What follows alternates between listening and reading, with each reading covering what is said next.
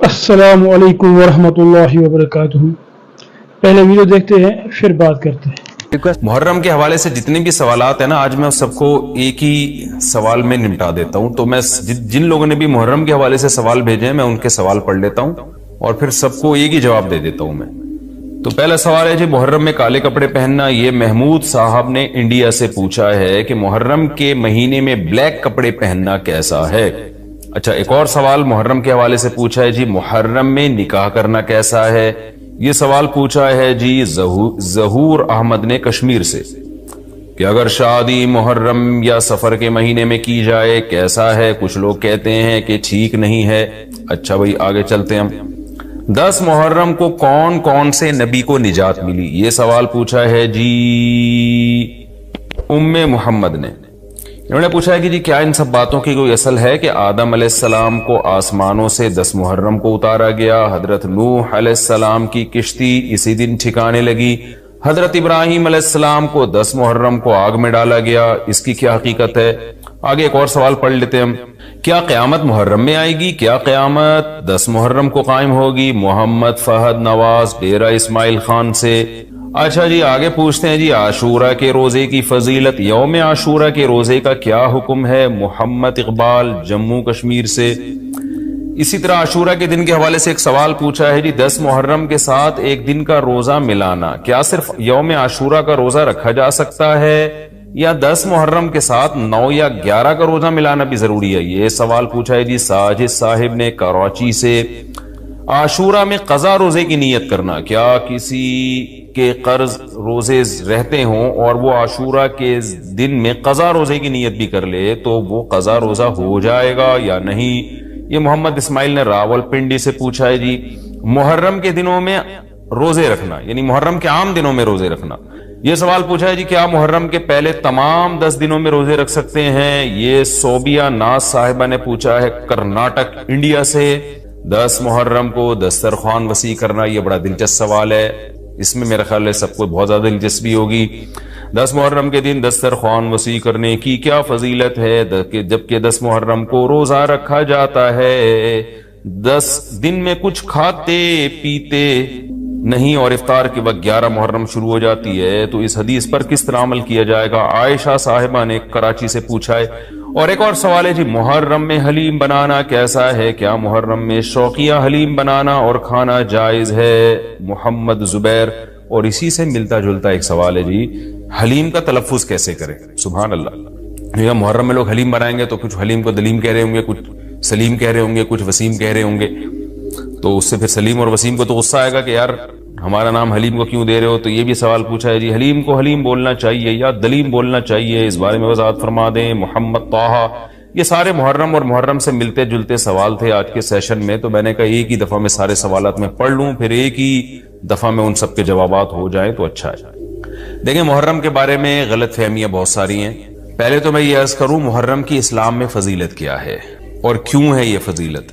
رسول اللہ صلی اللہ علیہ وسلم نے فرمایا کہ محرم کو آپ صلی اللہ علیہ وسلم نے شہر اللہ قرار دیا ہے۔ صحیح حدیث ہے کہ آپ صلی اللہ علیہ وسلم نے فرمایا، صحیح مسلم کی حدیث ہے کہ رمضان کے روزوں کے بعد سب سے زیادہ جو روزے افضل ہیں وہ شہر اللہ المحرم، اللہ کے مہینے محرم کے، یعنی اللہ کی طرف اس محرم کی نسبت کی جا رہی ہے، تو یہ ایک بڑی فضیلت کی چیز ہے۔ اور قرآن میں جن 4 مہینوں کو محترم قرار دیا ہے، عرب ان مہینوں میں جنگ و جدال کو حرام سمجھا کرتے تھے کہ یار یہ ناجائز ہے، اس میں جنگ نہیں کرنی چاہیے، ان مہینوں کا احترام لازم ہے۔ ان میں 4 مہینوں میں محرم بھی ہے، محرم، رجب، ذی الحجہ، ذی قعدہ، ذی الحجہ، یہ 4 مہینے ہیں جو محترم ہے، لیکن اس میں پھر رجب بھی داخل ہے اور ذی قعدہ بھی اور ذی الحجہ بھی، تو یہ بھی ہے۔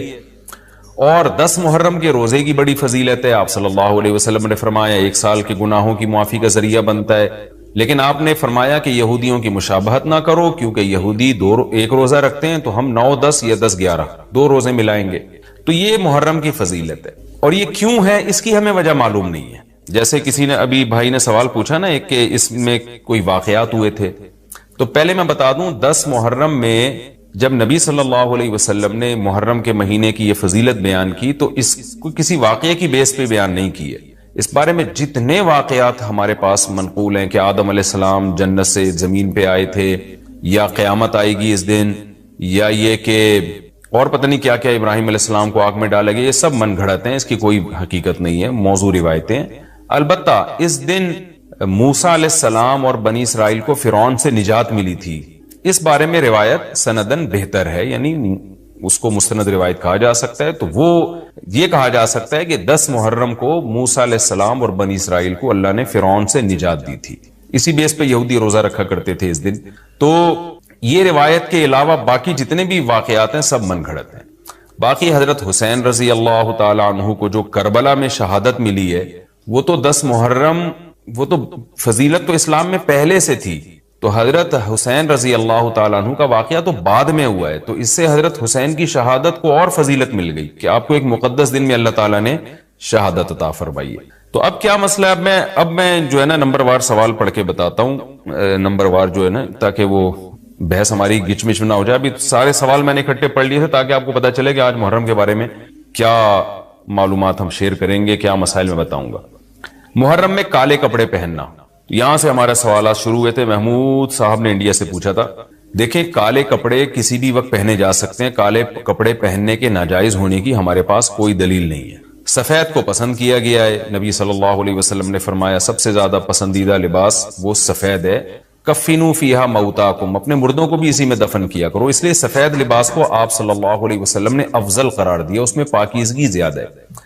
باقی نبی صلی اللہ علیہ وسلم نے مختلف رنگوں کے کپڑے پہنے، اس کی علماء وجہ یہ بیان کرتے ہیں کہ اس زمانے میں غربت تھی، آپ نے سفید لباس کو پسند تو کیا لیکن نبی کے لیے ہر وقت سفید لباس کا انتظام کرنا آسان نہیں تھا، غربت تھی، لباس پہن لینا ہی بڑی بات ہوتی تھی کہ لباس مل جائے کسی کو۔ کتنے واقعات ہیں کہ ازار ہے تو قمیض نہیں ہے، قمیض بڑی مشکل سے کسی کو ملتی تھی، کچھ چادر نہیں ہے اوپر پہننے کی، اتنی غربت کا عالم تھا۔ تو اس میں آپ صلی اللہ علیہ وسلم یہ تکلف کرتے کہ ہر قیمت پہ میرے لیے سفید لباس لے کر آؤ، تو یہ آپ صلی اللہ علیہ وسلم کے مزاج میں جو سادگی تھی یہ اس کے خلاف تھا۔ تو آپ نے دنیا میں تکلف نہیں کیا، جو جیسا لباس ملا پہن لیا، پسند سفید کو کیا۔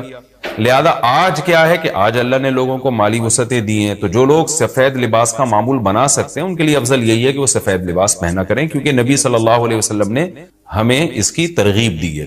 خود کیوں نہیں پہنا، اس میں تکلف تھا، یعنی پراپر انتظام کرنا مشکل تھا، تو جو آیا پہن لیا آپ صلی اللہ علیہ وسلم نے، کیونکہ ایک چیز مشکل ہے اس میں اتنا تکلف کرنا، یہ خود بھی تو نبی کے مزاج کے خلاف ہے۔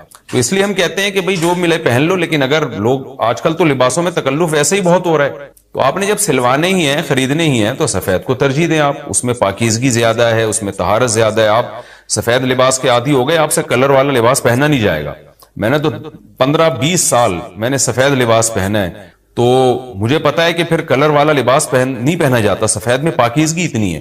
اب میں پہنتا ہوں کلر والا لباس، وہ وجہ اس کی ہے کہ بعض دفعہ گھر والوں کا اصرار ہوتا ہے، بعض دفعہ کیمرے کی ریکوائرمنٹ ہوتی ہے، وہ کیمرہ سفید لباس کو کیچ نہیں کر پا رہا ہوتا، وہ کیمرہ مین کہہ رہا ہوتا ہے بھائی کوئی اور کلر، کوئی اور کپڑے پہن کے وغیرہ وغیرہ۔ تو خیر میرا عمل تو کوئی حجت نہیں ہے، لیکن افضل یہی ہے کہ سفید لباس کو ترجیح دی جائے، پہنا جائے، اور علماء صلحاء اکثر عموماً ہم نے دیکھا ہے کہ سفید لباسی کو ترجیح دیتے ہیں، کلر والا بھی جائز ہے لیکن بہتر یہ۔